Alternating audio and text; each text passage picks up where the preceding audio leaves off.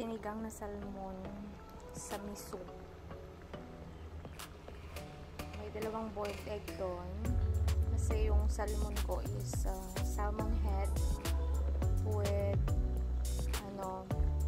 bones. Yung kanyang tinik. Yung tinik niya may laman din naman. Mas malasa kasi. Tsaka mas feel kong kumain kapag yung buto, yung mga tinik-tinik. Nakakasuya kasi yung laman ng salmon kapag pangsigang. So, mas preferred kong gamitin yung head and bones of salmon for sinigang. Tapos, yung dalawang boiled egg na yan, para sa dalawang bulinggi. Sinigang sa miso.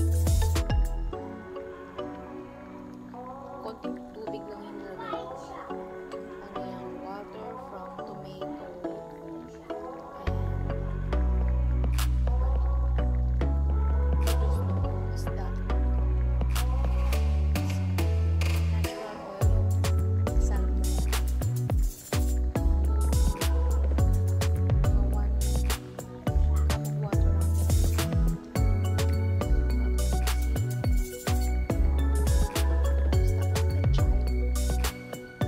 Pechay kasi naturally naman siya.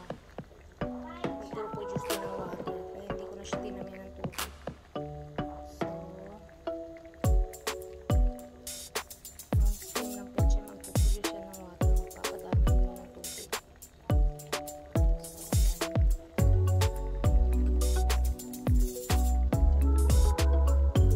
Something different kasi may nakikita kayong coating. Experimenting na. Pero yung lasa ng sinigang hindi mo experiment. Kasi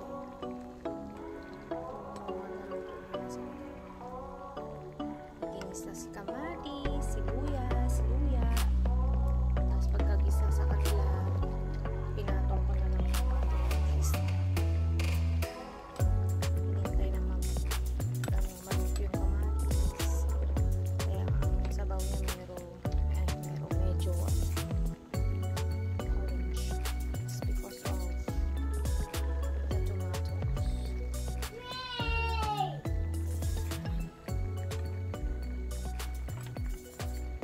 Hindi ko siya masyadong lulutuin kasi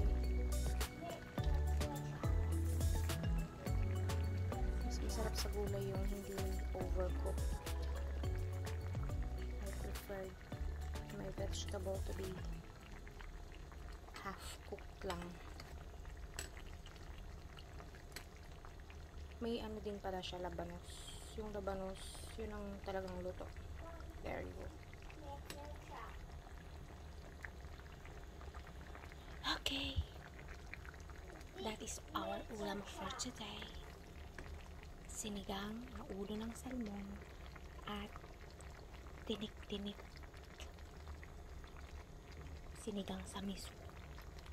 Kain tayo. To be notified of new music and videos, subscribe to the channel activating the bell and comment what you thought, give like and share.